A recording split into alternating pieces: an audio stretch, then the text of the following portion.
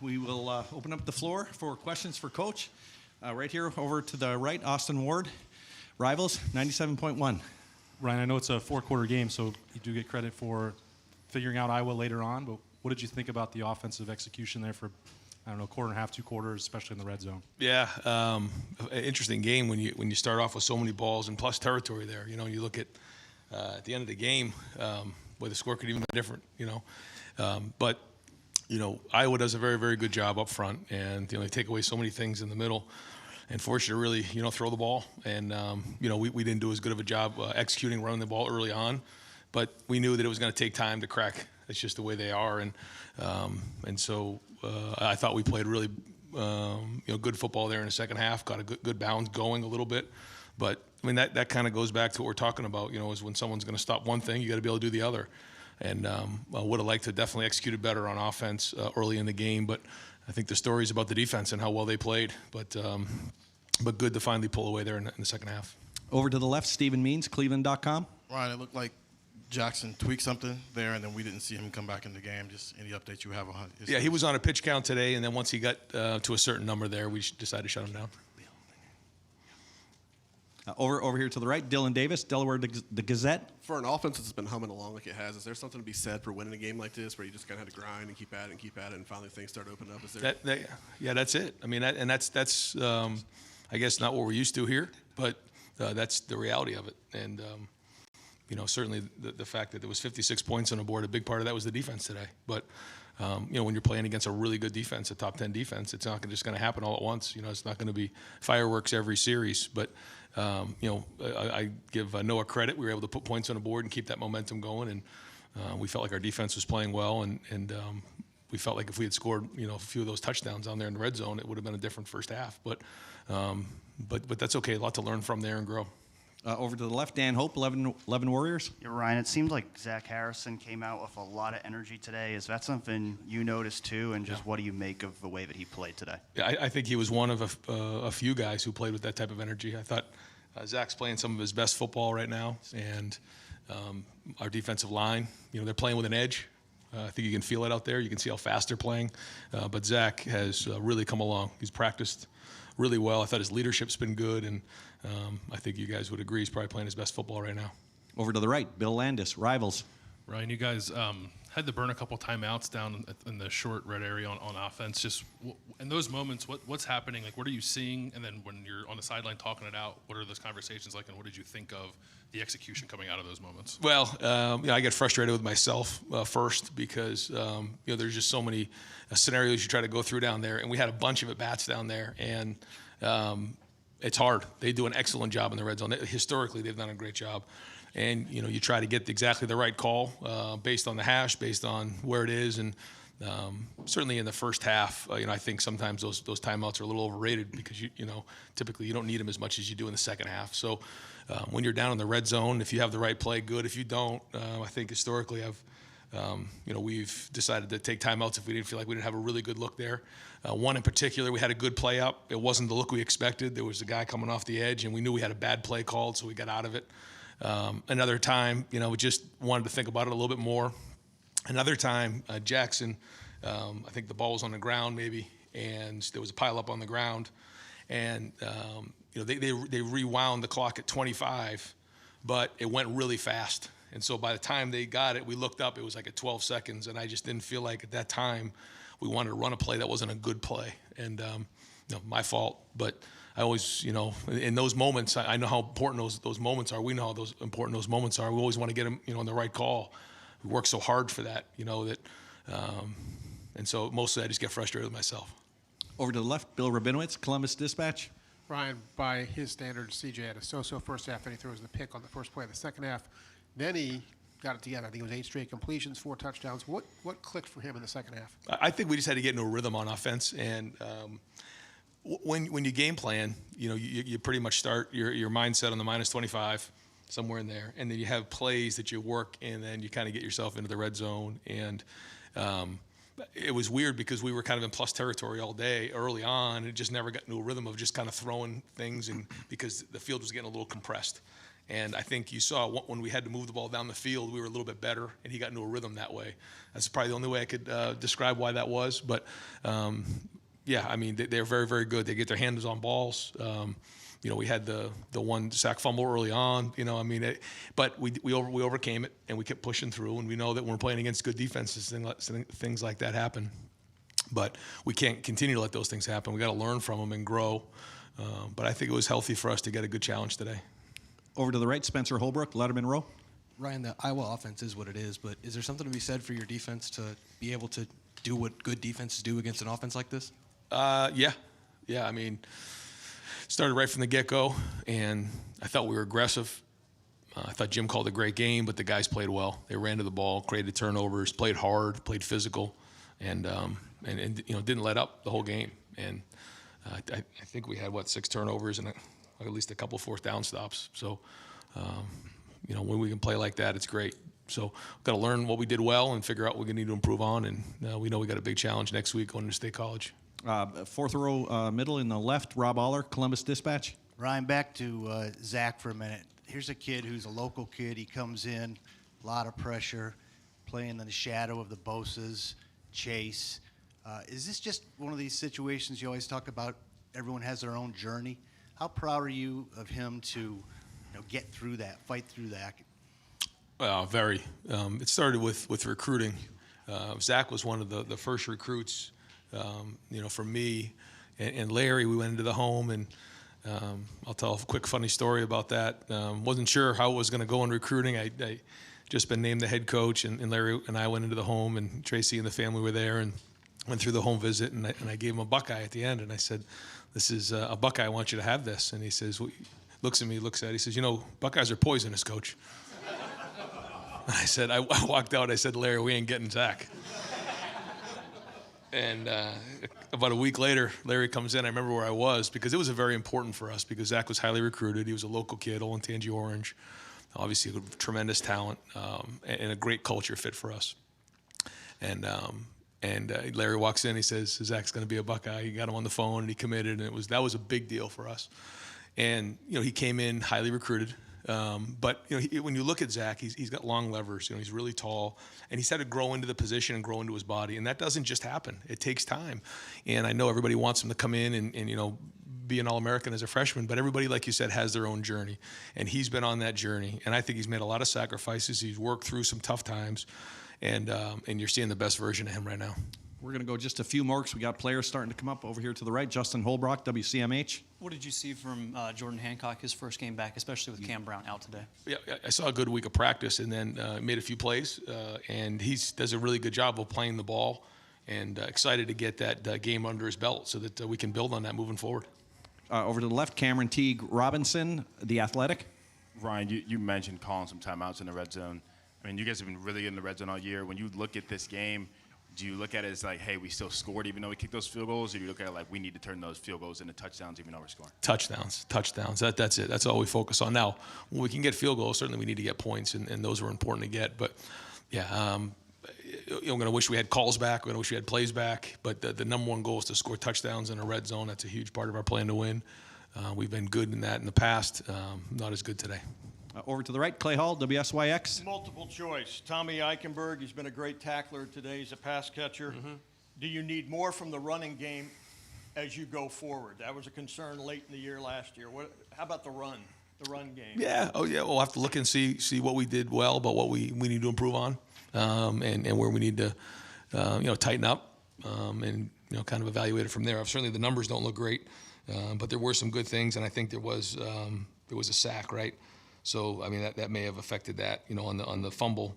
So, again, we'll look at it, assess it, and figure out where it's at. But, we want to be balanced. But are you not concerned because of so much talent in the receiving floor? I don't know if concern is the right thing, but, we're going to have to go back and figure out how we run the ball better. That's for sure. And figure out how we're going to do that. But that's every week. If I have to throw the ball better, let's figure out how to, score points in a red zone better. That's every week.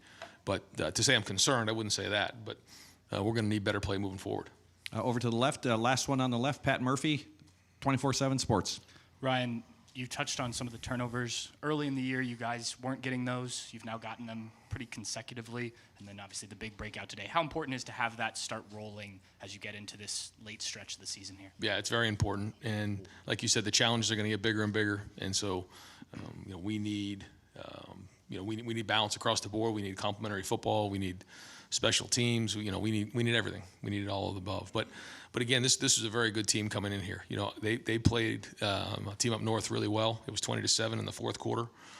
They played Illinois really well. They had the fumble return to go win the game. They called it back, and Illinois kicks the field goal to win the game. Illinois, had a really good year. They played some good teams, and we had a lot of respect for this team coming in, and they played well, especially on defense. And so for us to win like this, it's good, but there's still a lot to improve on and a lot to grow from, like you said. Last two for Coach. We're going to go Nathan Baird, Cleveland.com, and then Tim May, Lettermen Row on 3. I just wanted to clarify, Jackson came out of the game, and it seemed like he was really stretching that leg out. He was talking to medical personnel. So that route was going to be his last route that he ran today. I just wanted to clarify that. And can you talk about, I guess, just were you able to evaluate him enough today as to what you saw from him, how he moved, that sort of thing? I think so. Yeah, I think we'll be able to evaluate it. We'll watch the film and see. But we had about 20 plays. I think he was right in that range. And once he got to that number and that drive, that was it. Right. What is it like to have an offense at your disposal that you're trying to crack that safe first half? And I know you call plays you think are going to work. Right. Some of them don't. But you have this passing game that just revved up in the second half. What is it like calling plays for an offense like this if you follow my drift? Because Iowa impressed me as much on defense today as they have all year. That's right. Y'all scored 54. Go ahead. Well, Tommy scored one of those, so we'll give Tommy credit for that one. But no, I think it all went to the defense and the way the defense put the offense in a great position to score. But it was a strange game that way because there were so many turnovers and we were plus territory, just didn't finish the drives. But I don't know how many times we punted. Looked like we punted 3 times. One was at the end, so. Kind of strange, when you look at it. We didn't have a lot of drives that started like on the 20-yard line and we moved them across the field. But to answer your question, we have great weapons. We have to continue to figure out ways to find that balance.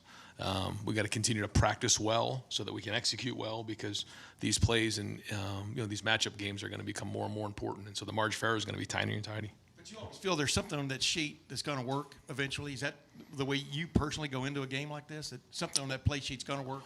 Well, I think, it's like if they're taking this away, then they probably are giving up something here. And they certainly were doing a great job stopping the run. So typically, they have to give up something on the perimeter. And I think we found that there in the third, fourth quarter.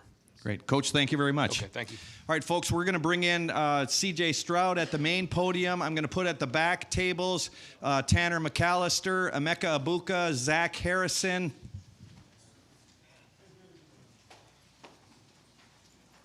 And that's it for now. And after a few minutes with C.J., we're going to go kind of quick with him. I'm going to bring in Coach Knowles at the main podium as well.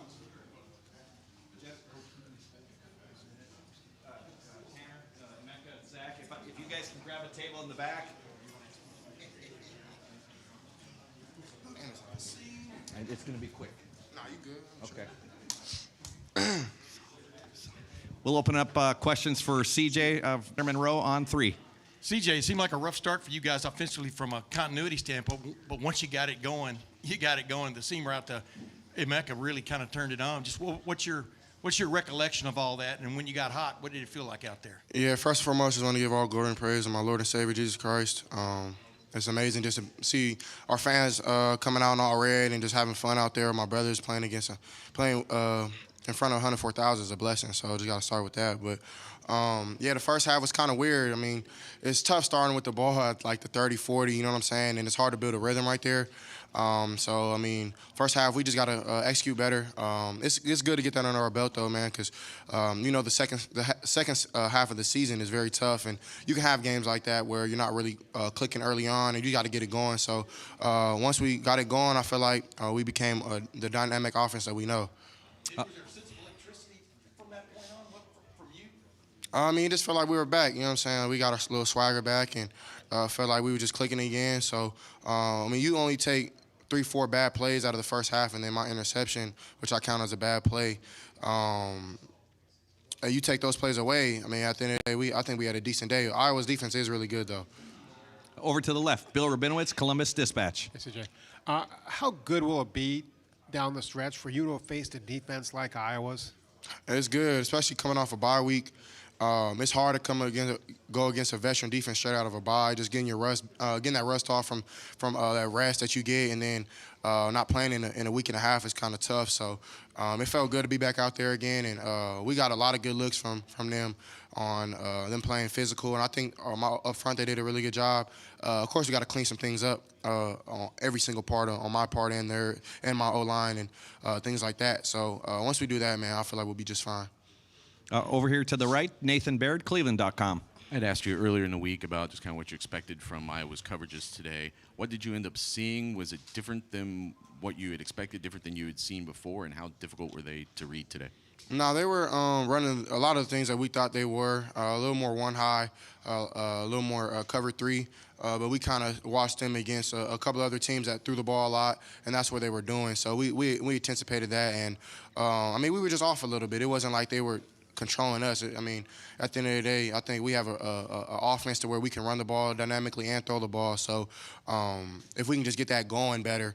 But like I said, it's tough starting from the plus territory in our terms. So just getting that rhythm, trying to get that first completion is kind of hard because it's so tight down there, you know what I mean? So, and they did a good job. Veteran D-line, veteran linebackers, DBs did a good job about keeping everything in front of them early on. And once we kind of broke their zones and started stretching them out more, we started playing better. Over to the left, Bill Landis, Rivals. CJ, in the course of a game, as you guys are trying to feel out the defense and figure out what's going to work and what's not, how much back and forth is there with players and coaches between drives, during timeouts? Just like what's the process like of finding those answers for you guys? Yeah, I mean, Coach Days ask us what we see out there, what kind of leverage the receivers are getting, and with the corners, the safeties, how they're playing. He's asking me what I thought I seen and things like that. So I mean, it's constant communication just because we can help them and they can help us. So we're a team at the end of the day, and I definitely think that, I mean, it's a recipe for success. Over to the right here, Clay Hall, WSYX. Yeah, CJ, the ball you threw to Fleming, is that as good as it gets right there in terms of pinpointing the space it had to get into? And is he, I know you don't rate the receivers, but he came here with as much, acclaim as anybody, right? Right, yeah. I mean, his hard work, I spoke on it before, and his hard work that he's put in, man, the sacrifice he's made to cut off distractions in his life and things like that, I mean, it just shows you that it pays off in the long run. And I'm super proud of him, man. He ran a great route on that, a big boy post, and I tried to just give him a chance and let him go get it. So I definitely think that's high execution right there, and we got to bottle that up and do that again. Yeah, I'm super proud of him. Marvin played his ass off. Of course, Mecca did as well. Cade, our tight ends. Mitch had a touchdown. Super happy for him. Running backs did well. But my O-line did well ultimately. And we gotta just execute better on little things. So once we get that done, I think we'll play a lot better. The name of that play is Big Boy Post? Nah. I would never tell y'all the name of our play. That's just not smart. Final two questions over here for CJ. Dylan Davis, Delaware Gazette. That pick to start the second half, was there a little bit of frustration there? Was that something you tried to force, trying to make something happen there? I guess what did you see on that play, or what didn't you see on that play? Yeah, I mean, the look that we had to throw. It wasn't supposed to necessarily go to Julian. I got a little pressure, and I couldn't step into the throw I wanted to make. So I went to my second read, and he came in there. Julian did his job by coming in so far, but I got to remember that it's coverage back there, that there's nothing holding him. There's no routes over there, you know what I mean? So I got to just take an L and take the sack or get a couple yards rushing. So, I mean, that's me. I just try to make a play happen, you know what I'm saying? And Coach Day and my brothers, they don't ever look at me, second guess me, because they know right when we got the ball back again, I mean, we went down there and had about 4 dynamic plays. So it's all about this next play and not thinking about the pass. And final question, Jeremy Birmingham, Rivals. CJ, do you think that you've earned the right to have super weird, unfair expectations? I mean, it seems like most quarterbacks in the country, if they complete 67% of the passes, 300 yards, 3 touchdowns, people would be saying, "Oh, great game." But it seems like for you, the expectations are so high. Is that because do you have that same expectation higher for yourself? I mean, I don't have any expectations. I'm here to win, and that's for the fans. You know what I'm saying? That's like for the supporters.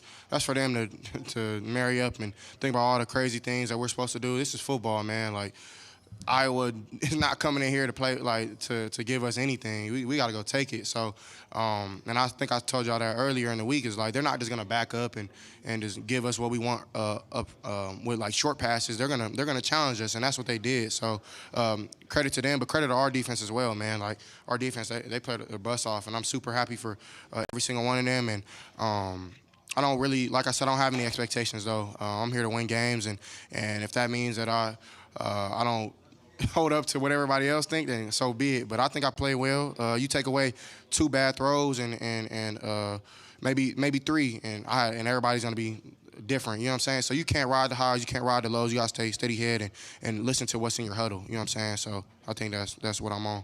Great, CJ. Thank you very much. Thank you. God bless.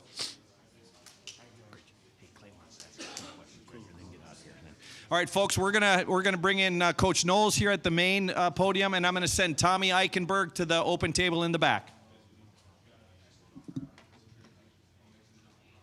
And we will open up the floor here for Coach Knowles. Griffin, raise your hand if you don't mind. Yep, right there. Griffin Strom, 11 Warriors. Yeah, Coach, the impact of just so many big plays, obviously the 6 turnovers, turning them over on downs as well a few times, I think 5 or 6 sacks, something like that. How much did the defense feed off of those huge plays, especially the first snap of the game for them being that interception by Tanner? You know, we've just been trained. We had a great week of practice. You know, I thought the guys were fresh, they were fast and opportunistic, and you know, we've been training for this, and that's what I tell them. You know, it's one series at a time, and you know, we expect these good things to happen by the way we've trained and we played, and I think and I know it has a great effect on the whole team. You know, and everybody feels confident when the defense is playing well, and the turnovers, you know, they help a lot. You know, in terms of field position and in winning the ball game. Over here to the right, Nathan Baird, Cleveland.com. Zach Harrison's a guy who has, throughout his career, really performed a pretty high baseline of success, if not necessarily that like elite play, however you want to define that. How have you seen him progress over just the time you've been here? Because it seems like he is starting to trend towards something better. Yeah, from the first time I got to be around Zach, I mean, I knew that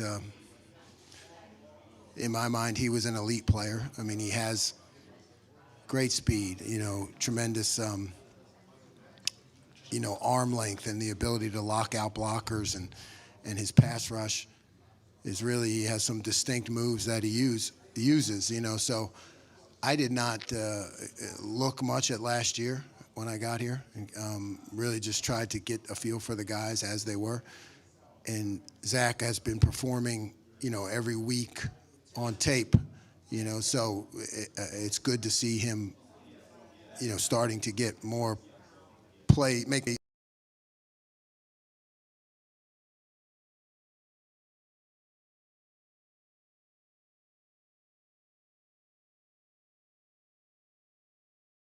today.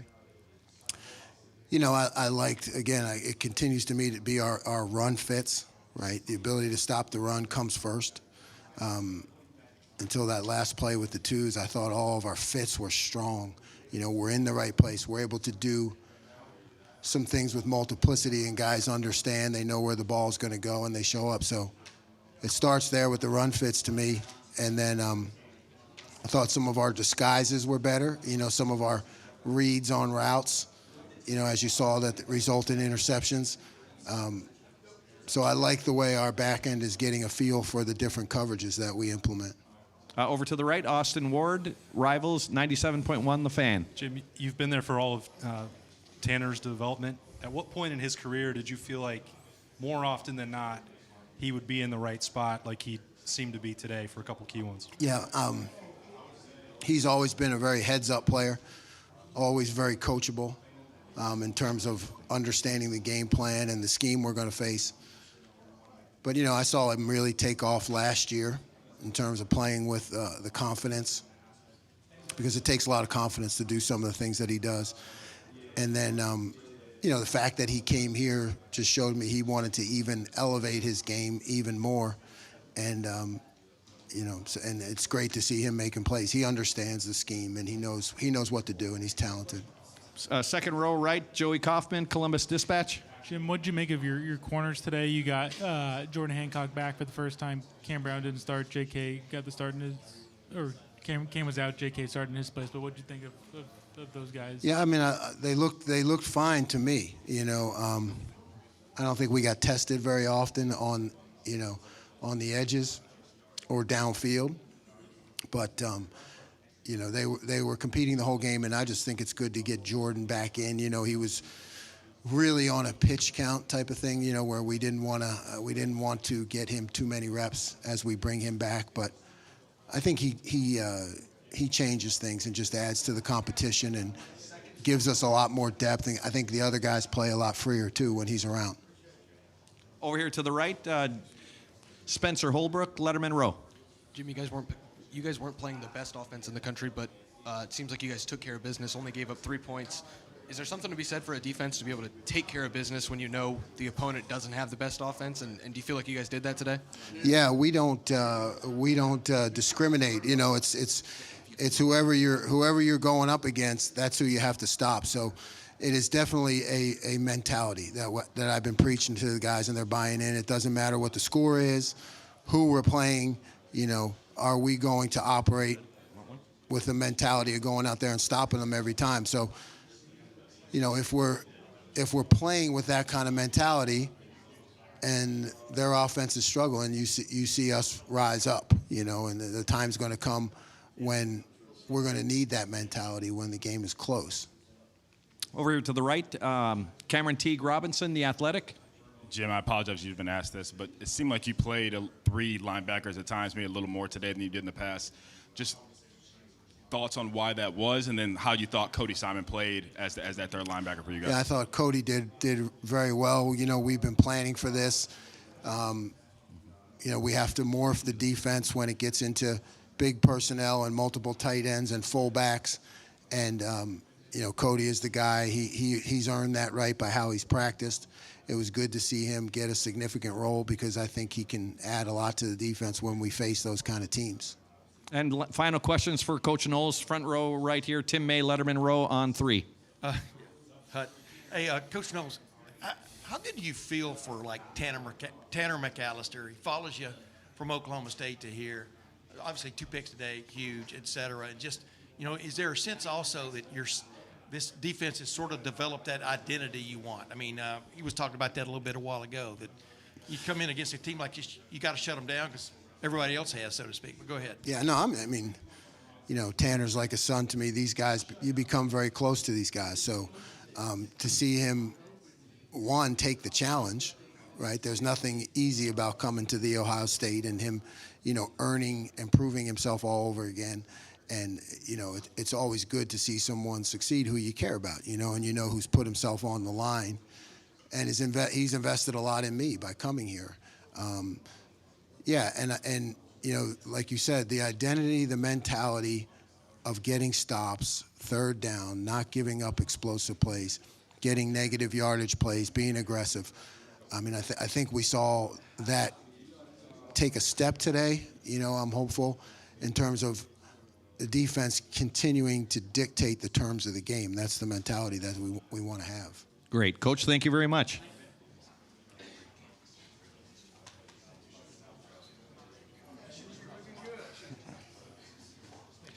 You betcha. Thank you. And we're going to start to wrap up in the back there, folks.